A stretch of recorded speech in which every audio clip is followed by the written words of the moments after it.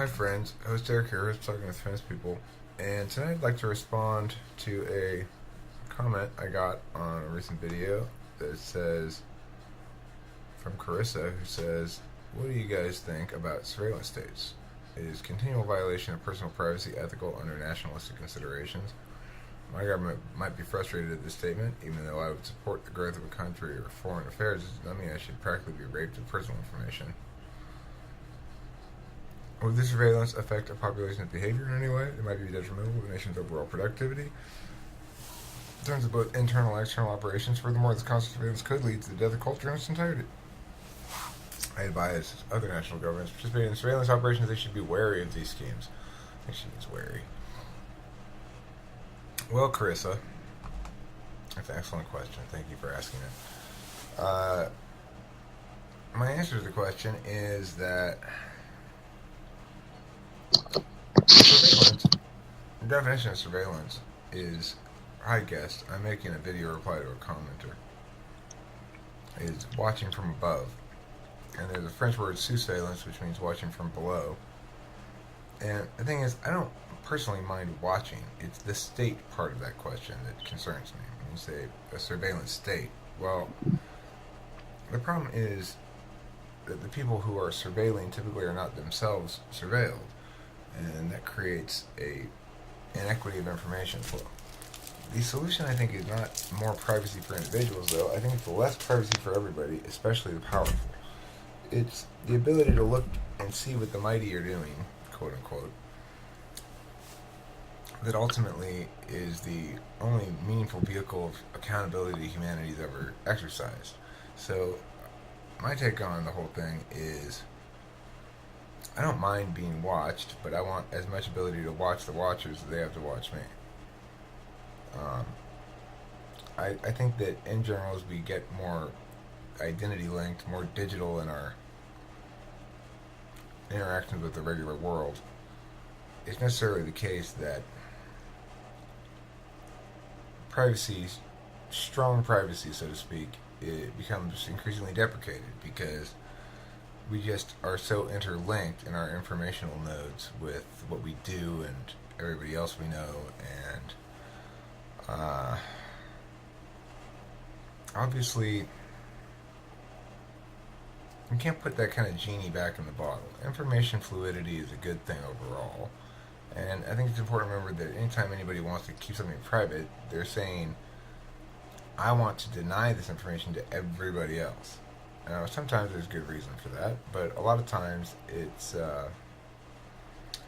contributes to an ongoing fixation that society has on judging people for stuff that ought not be judged.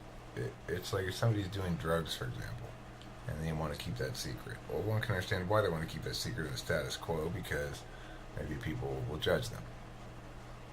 But there's nothing inherently immoral about it, and the fact that it's illegal is another reason why they might not want to make it public anyway.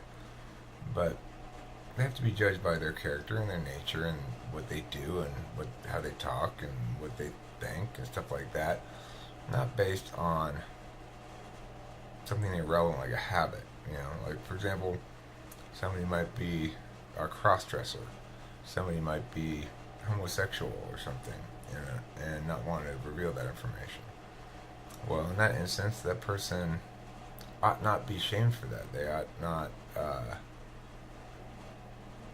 be judged because they're not doing anything wrong. Maybe somebody's keeping secret that, I don't know, what do people keep secret besides sex and drugs? Maybe they're keeping secret some family embarrassments, that Joey failed out of school or something. Okay, well, again, it's not the sort of thing that one ought to be worried about being judged for, because it's not a moral act. It's just saying, oh, well, we didn't live up to our hopes here, but c'est la vie, So, anyway, I think if we really had strong transparency instead of strong privacy, we'd come to a point where society only judged people for stuff they ought to be judged for, and understood that everyone's got whatever little embarrassing quote-unquote things there are. I'm pretty open about mine. drug use in general. I try to set an example there. Like, we can't be ashamed of things that aren't bad, or we just contribute to a larger problem. Anyway, that's a subject I've talked about before. Do I think that the U.S. federal government should be collecting data? Absolutely not, because it's not within the purview of congressional power. I guess they probably legitimized it under military or something, but no, of course not. The federal government shouldn't be doing that. I don't mind the collection of data in general, though, and I just think it's useless in terms of security. If that's the purpose why people are collecting data, it's silly. You end up with an authoritarian state like North Korea. The idea that it's a death of culture, well, that's what happened in North Korea. It can happen if you have but that's not the surveillance per se, it's the authoritarianism, the totalitarianism, the lack of justice, killing people who don't fall in line. So, I guess it would depend on what it's used. I don't mind Google having every piece of information they want about me. Why? Because, I don't know, they seem like a good company. They, by and large, bypass most of the big security problems that a lot of other places, a lot of other websites and stuff like that. So, and what are you gonna do? It's a modern world. Thanks for watching. Don't forget to eat plenty of cheese.